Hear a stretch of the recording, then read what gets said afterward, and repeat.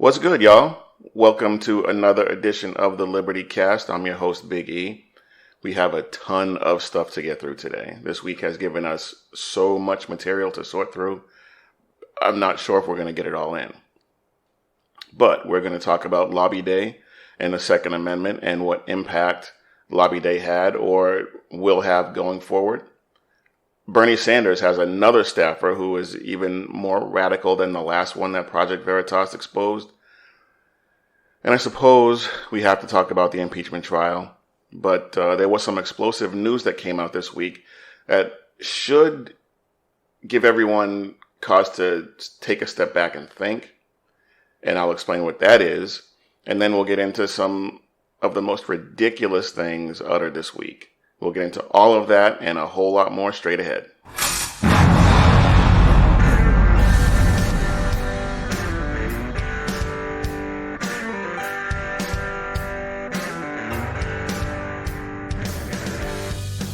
A well-regulated militia being necessary to the security of a free state, the right of the people to keep and bear arms shall not be infringed. That was on full display in Richmond on Lobby Day, and it went off without a hitch, much to the dismay of the leftist media.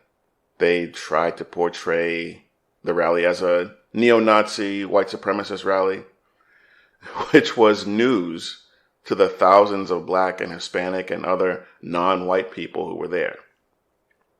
Now, there was one arrest of a white woman, mind you, she was arrested for keeping her face covered, even though she was repeatedly warned by police not to do it. Speaking of the police, I guess we'll just dive into this ridiculousness right now. Did you hear this? Another thing that I've been really thinking and sitting with today is that there's this gun rights protest that's happening down in Richmond. Right. And on MLK Day. On MLK Day. But here's the image that has struck with me the most about that, is that when we go out and march for the dignity and the recognition of the lives of people like Freddie Gray and Eric Garner, the whole place is surrounded by police in riot gear without a gun in sight. And here are all of these people flying Confederate flags with semi-automatic weapons, and there's almost no police officers at that protest. So who or what are our institutions protecting from who? Wow, what a moron. The sad thing is, I'm not even sure if she's the dumbest person in Congress. But real quick, they made a big deal about the Lobby Day being on MLK Day. First of all, it's always on MLK Day. Lobby Day is an annual event in Virginia, always on MLK Day. It just happened that the state of Virginia has gone batshit crazy and is planning on introducing all of these ridiculous draconian gun laws, which got people to protest. That's it. And not only that, but why is rallying to protest against the infringement of a right, a civil right, a natural right, a constitutional right, why is that so wrong on MLK Day? It seems to me, especially given the fact that Martin Luther King Jr. was a proponent of the Second Amendment, owned a gun, and understood that, especially in that civil rights era, he needed a way to protect himself, and the Constitution guaranteed his right to do just that. So ridiculous. But on to her next point. There were several law enforcement agencies on hand that day. So once again, her facts are just wrong. I think that there's a lot of people more concerned about being precisely, factually, and semantically correct. Please. But the reason we didn't hear about an overwhelming law enforcement presence was because the rally was peaceful. There was no history to suggest that they would need to have a show of force. Unlike Black Lives Matter rallies, or neo-Nazi rallies, or white supremacist rallies, or Antifa rallies, all of which routinely result in multiple assaults and multiple arrests. Just ask Andy No. That's why the law enforcement shows up in force at those events and didn't feel the need to show force in Virginia on Lobby Day.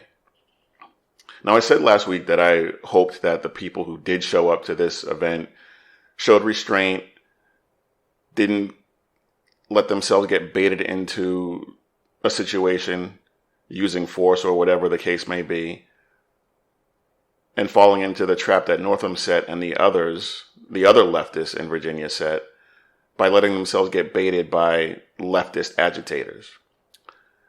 As it turns out, and you may be surprised to hear this, but as it turns out, more guns does actually equate to less violence. Leftist agitators like Antifa, that usually go to events like this looking to start trouble, did not show up. Why do you think that is? You know why. Because they knew that the people they were going there to harass were armed. And like the saying goes, an armed society is a polite society.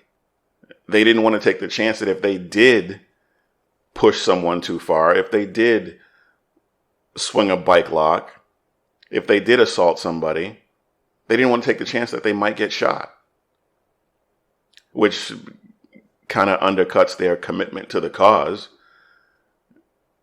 Because if they were really committed to the cause, they would take that bullet. But over 20,000 people showed up to this event. I think the last number I heard was 22,000 people showed up. And yet not a single shot was fired. Yet on that same day in Chicago, 5 people were shot.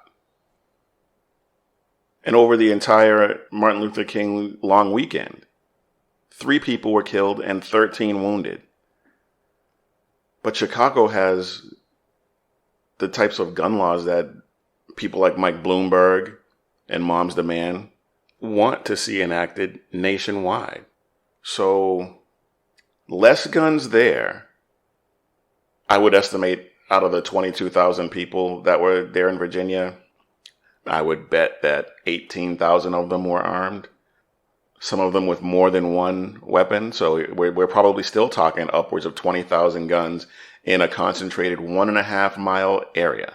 And even if I'm wildly overestimating and you cut that number in half, that's still somewhere around 10,000 guns. Yet no one was wounded or killed. Not a single shot was fired, which just illustrates the point that we've been making here forever. This is not about safety. The safest place to be in Virginia on Lobby Day was at the Capitol. Safest place in the state. It's not about safety. It's about control, which is why all of the leftists in the Virginia legislature have said that despite 20+ thousand people protesting their ridiculous gun control measures, they will not even do their voters the courtesy of re-examining these bills or debating it further. They're pushing forward. Now, I know many of these people that showed up at the rally were from out of state, but if everyone who showed up at the various county supervisor meetings, who showed up at the rally who was from the state of Virginia, if those people vote, it is a distinct possibility that they could flip Virginia back to red. But the leftists are counting on that not happening. Here's hoping that they are as wrong about that as they have been wrong about everything else. I mean, their entire platform, everything that they stand for is just wrong, wrong-headed. And so here's hoping that they're wrong about that too. All right, moving on. Remember last week when we talked about one of Bernie's campaign staffers, Kyle Jurek, who was a fan of gulags and re-education camps for people who disagree with him? Well, Project Veritas has uncovered another radical in Bernie's campaign, Martin Weisgerber. This guy, if it's possible, is even more radical than Jared. So, do we just dissolve the Senate, House of Representatives, the judicial branch, and have somebody like Bernie Sanders and a cabinet of people make all the decisions for the climate? I mean, I'm serious. We can't address the immediacy of the climate change occurring. Gridlock. He just described a dictatorship. He wants to dissolve the Senate and the House of Representatives and the judiciary and put in an executive like Bernie Sanders and make all decisions. That's a dictatorship. But it's to be expected because this guy, he actually goes on in the video to acknowledge just how much of a radical he is. He talked about how his parents were Marxist and they raised him to be a radical. So we really should not be surprised that he went to college and studied Soviet history. I only learned this in college when I started studying the Soviet Union. The Soviet Union was not horrible. No, it wasn't. I mean, for women's rights, the Soviet Union is, I think, the most progressive place to date in the world. Racial rights, too. Yes. This guy was always going to be a Marxist. He was destined to be a Marxist. He was raised that way. And he sounds like a kindred spirit of Bernie's. Like, when he gets married, if he's not already, he would take his honeymoon in Russia. I mean, come on. Although now, if you watch the entire video, and I encourage you to do it, he describes himself as an anarcho-syndicalist, whatever the hell that means. But this is part of the reason why so many young people are sympathetic and advocate for socialism and communism, because they're indoctrinated in the virtues of these ideologies from the time they are put into public school, all the way up until they get to college, where we all know that the professors are 100% leftists, who are more interested in promoting their ridiculous ideology than actually educating, which is why we're in the situation that we're in right now. But that's not all of it. This man bun wearing Nancy boy actually said this. I'm ready to start tearing bricks up and start fighting. Good. I'm no cop, bro. I'll straight up get arms. I want to learn how to shoot and go train. I'm ready for the revolution, bro. All right. I'm telling you. Good stuff. Guillotine the rich. Leave it to the Soviets to make the most badass, most effective gun in the world. Leftism is already a mental disorder, but this guy is downright delusional. He's ready for the fight. He's ready to train. He's ready for the revolution. Please watch this video. Watch this video, and you will not be worried about a revolution being started by this guy.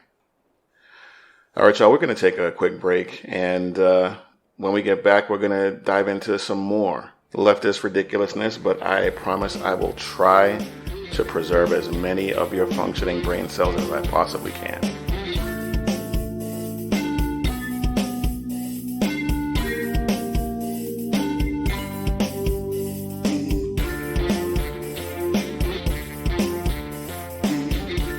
I suppose that we should talk about this ridiculous impeachment trial, this sham. Now, I did not watch any of the left's opening statements. I've been following, but I didn't watch. But from the clips that I've seen and the reports that I've read, we've learned nothing new. They plowed the same ground over and over. And Adam Schiff showed an astonishing, which doesn't even seem to cover it adequately, but an astonishing lack of self-awareness in his closing statement. Framers couldn't protect us from ourselves if right and truth don't matter. And you know that what he did was not right. But here, right is supposed to matter. It's what's made us the greatest nation on earth. No constitution can protect us. Right doesn't matter anymore. And you know you can't trust this president to do what's right for this country. You can trust he will do what's right for Donald Trump. He'll do it now. He's done it before. He'll do it for the next several months. He'll do it in the election if he's allowed to. This is why, if you find him guilty, you must find that he should be removed. Because right matters. And the truth matters. Otherwise, we are lost. This guy, who has been proven repeatedly to have lied to the American people, has the temerity to actually say that truth matters. And please tell me how the president is acting in his own self-interest. What did he do that was in his own self-interest that was in conflict with the country's interests? I mean, it's foolish to suggest that something that benefits the country will not in turn benefit the president. I mean, of course it will. But what they're trying to suggest is that the president's sole intent was to do what was best for him. And the evidence of the past 3 years shows that that is simply not true. But getting back to the Schiff show and his invoking of the concept of truth with not a smidgen, not an iota of self-awareness. And he says truth matters. When I first heard it, I was stunned. But of course, the left has always lacked a sense of self-awareness. But speaking of truth, I mentioned something on the show a while back about the fruit of the poisonous tree doctrine. And as it turns out, the FISA court has ruled that the last 2 FISA renewal applications that were filed against Carter Page were not properly predicated. I don't think any of them were, frankly. But as it stands right now, any information obtained as a result of those last 2 extensions, any information found as a result of them is now null and void. Does not exist. And this overlaps with Robert Mueller's investigation. And so you have to think that any information that he had access to during his investigation is also fruit of the poisonous tree. It's going to be very interesting to see what information was collected during that time and how this impacts things going forward.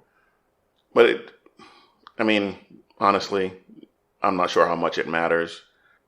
His impeachment was coming no matter what. I mean, one of the reasons why this case against him right now is so flimsy, aside from the fact that he did nothing wrong, but they realized they were running out of time. The election is 10 months away. So they were running out of time, which is why they rushed. It was 70, 75, 79 days, something like that they had this inquiry. And so they rushed to get it to trial. Obviously, their dream would be to impeach him, convict him, and have him removed from office. That's not going to happen. But they realized they were running out of time and they had to do something. So this was coming no matter what. 19 minutes into his term, still at the inauguration ceremony, and they announced plans to impeach him. And Mazie Hirono this week said that it was a conspiracy theory that they've been planning this from the beginning.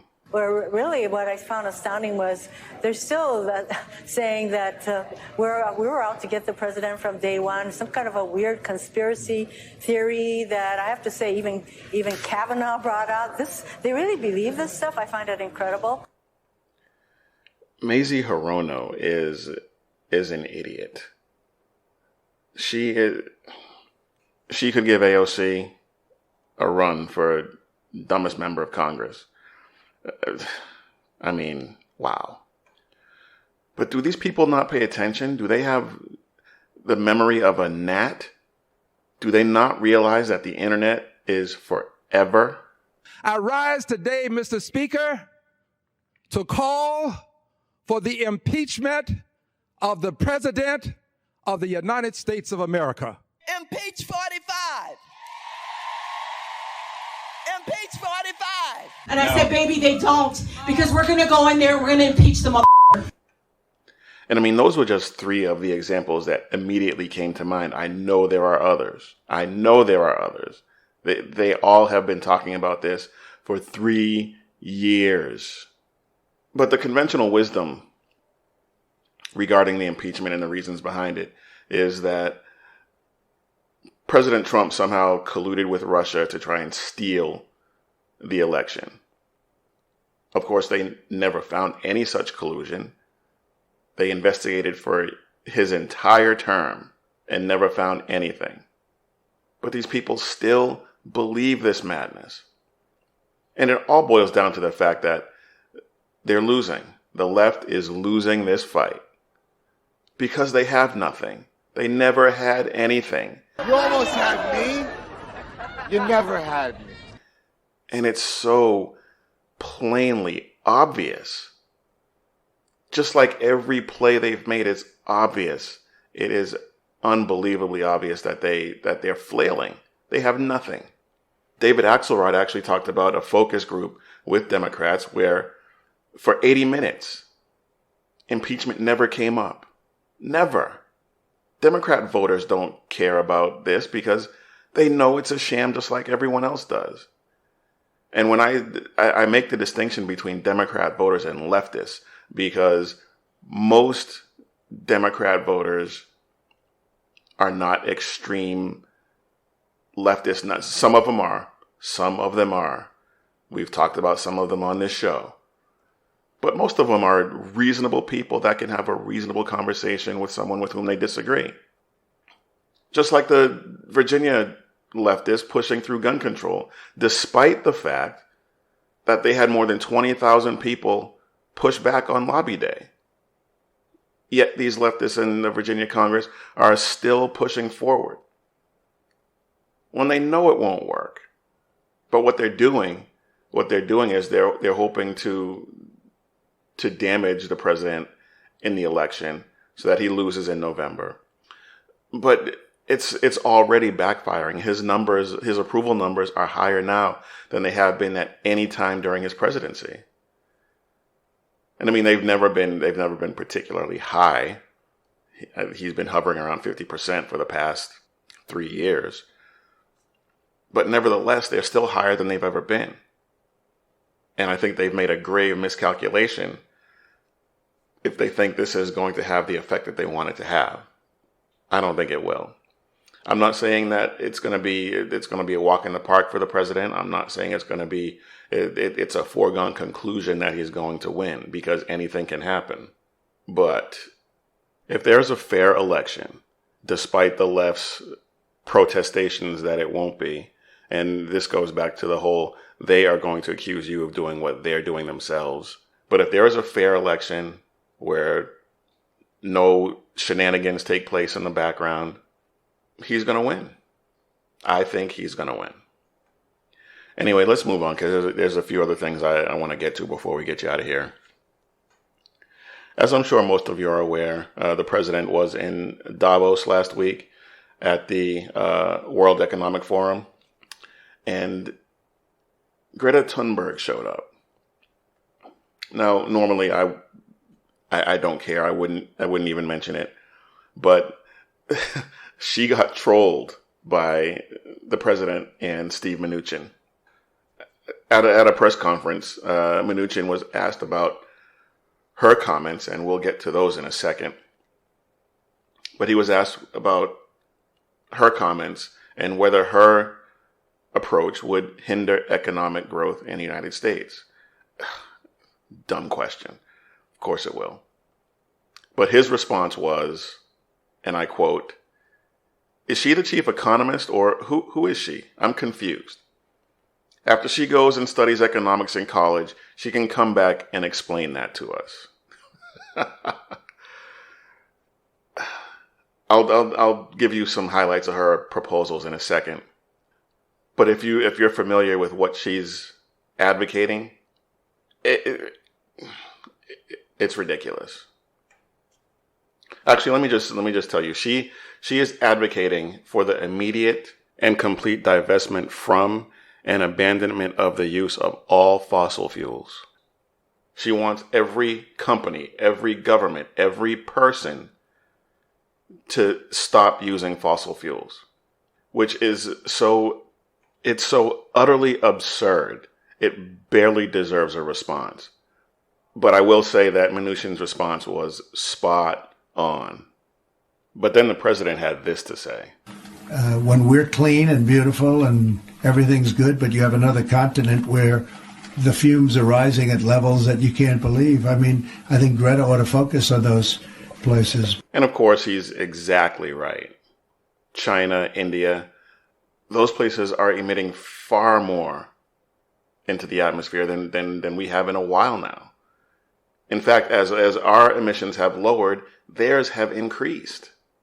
I mean, she's calling for basically the end of civilization as we know it, because none of the alternative energy sources that are available to us right now are reliable, scalable, workable in any way whatsoever. It's ridiculous. I mean, she's a 17-year-old kid. She's a 17-year-old kid with mental problems and anger issues. She has no training in environmental science. She speaks with tons of passion, but not a shred of authority on the subject whatsoever. Thomas Sowell said it perfectly. It is usually futile to try and talk facts and analysis to people who are enjoying a sense of moral superiority in their ignorance. And that describes a large swath of the left in general. Greta, Bernie, and AOC. Speaking of which, AOC came out with another doozy. It's several, actually. But this one is... Just listen. To be ethical, if you're a billionaire today, the thing that you need to do is give up control and power. So I don't want your money as much as we want your power.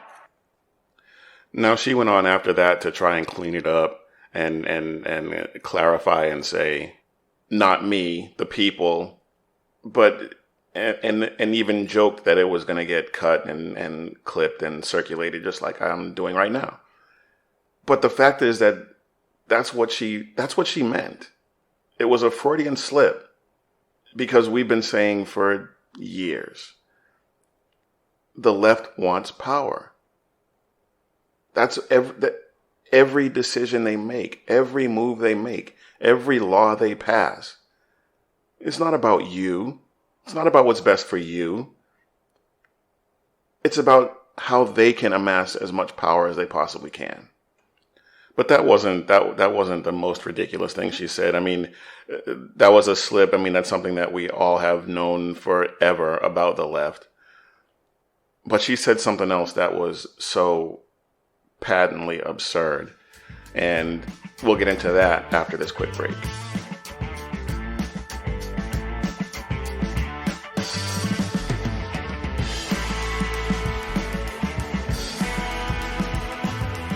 So I don't think I did a good job setting this up.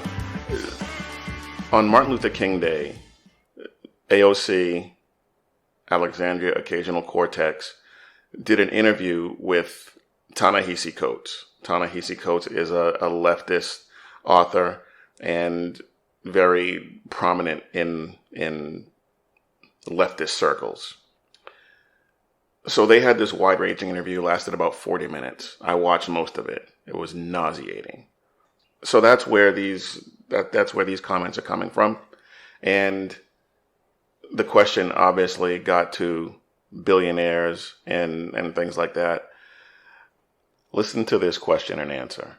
I'm Joe Billionaire. I made widgets. I sold those widgets. I made billions of dollars, selling those widgets, making those widgets. Therefore, those billions of dollars are mine. Why am I the enemy of healthcare? Well, you didn't make those widgets, did you? Because you employed thousands of people and paid them less than a living wage to make those widgets for you. You didn't make those widgets.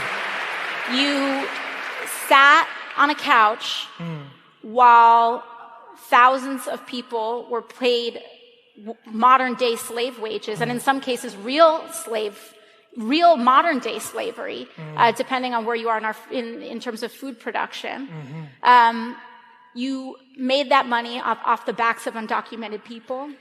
You made that money off of the backs of black and brown people being paid off under a living wage. You made that money off of the backs of single mothers, and all of these people who are literally dying because they can't afford to live.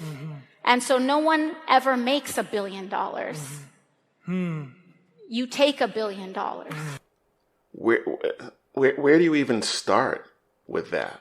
And two things real quick before we get into it. Ta-Nehisi Coates was making some weird noises while AOC was talking. I don't know if he was having a seizure or what, but it was weird. And second, what does food production have to do with the discussion they were having at all? It made no sense. It was like a throwaway line that she felt like she had to get in somehow. It was bizarre. I mean, this is someone who obviously knows nothing about building a business, nothing. Because there isn't a billionaire out there.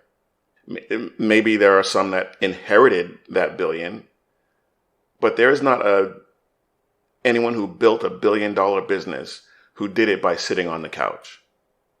They did it by starting the business in their garage. They did it by building the products themselves that they eventually sold.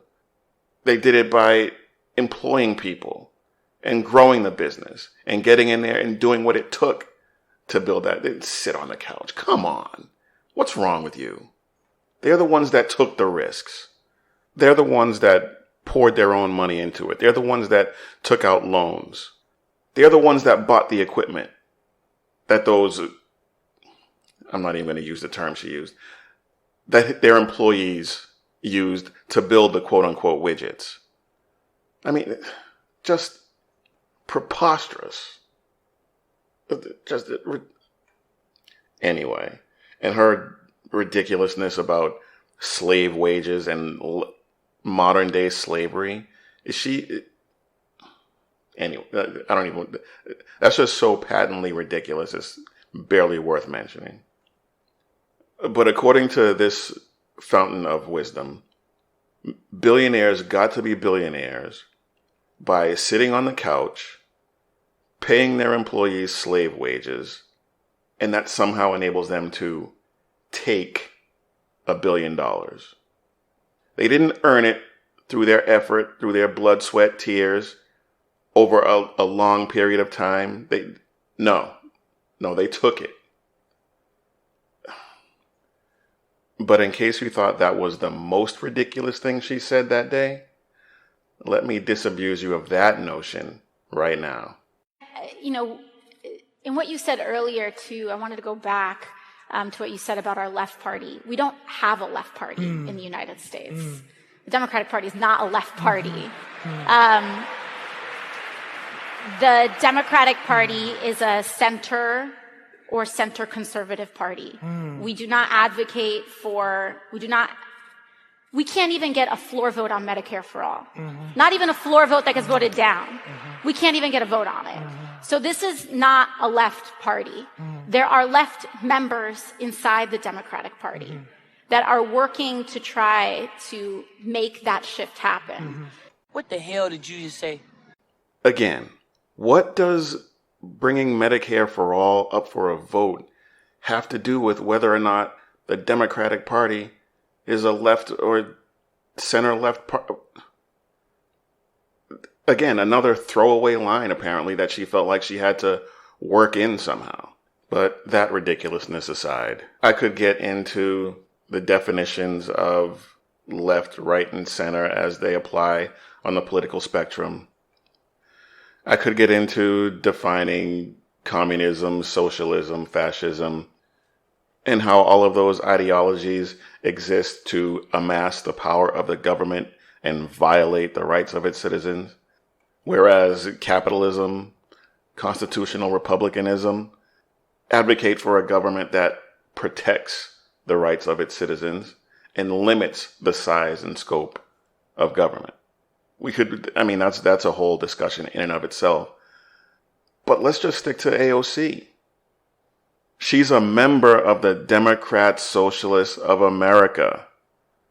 She endorsed Bernie Sanders, an avowed socialist, for president. What? How can she possibly think that the Democrat Socialists of America, with whom she's affiliated, are center conservative? I am mystified, absolutely mystified. But anyway, she is an absolute train wreck. All right, y'all. I had about enough of that. That was exhausting. And I was going to get you out of here with some epic stupidity from Joe Biden, but you know what? I think I've tortured you enough and killed enough of your brain cells with that AOC drivel that I'm going to leave that alone. And what I will do is get you out of here with something else. It's still from the left, so it's still stupid, but it's something that we talked about a few weeks ago. Representative from New Jersey, Jeff Van Drew, he recently switched parties from Democrat to Republican.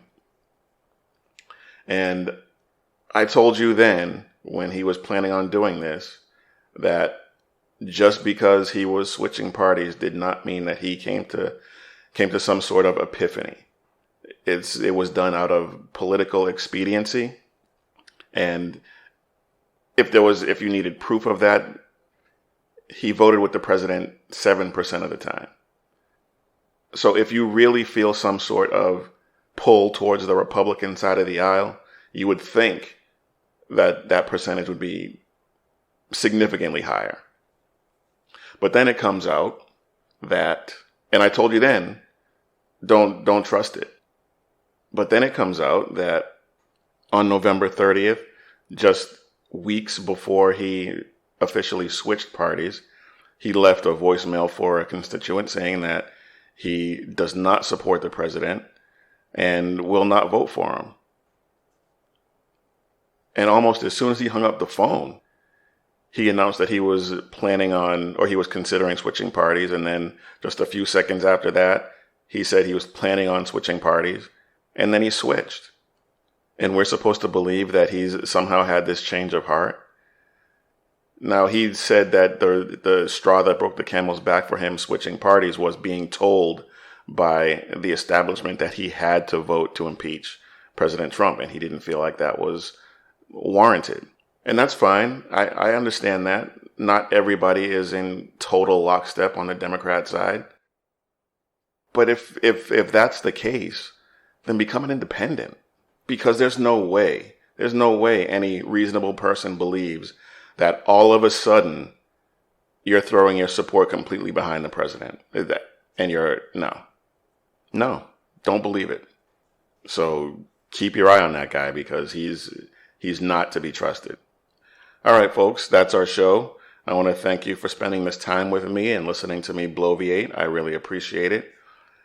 If you like what you heard, please subscribe to the show, leave a review, share it with your friends. The show is growing, so I really appreciate what you've been doing. But coming up on this election season, we need to really, really push to get the conservative word out. So Wherever you get your podcast from, Spreaker, Spotify, iTunes, whatever your favorite platform is, subscribe and share it with your friends.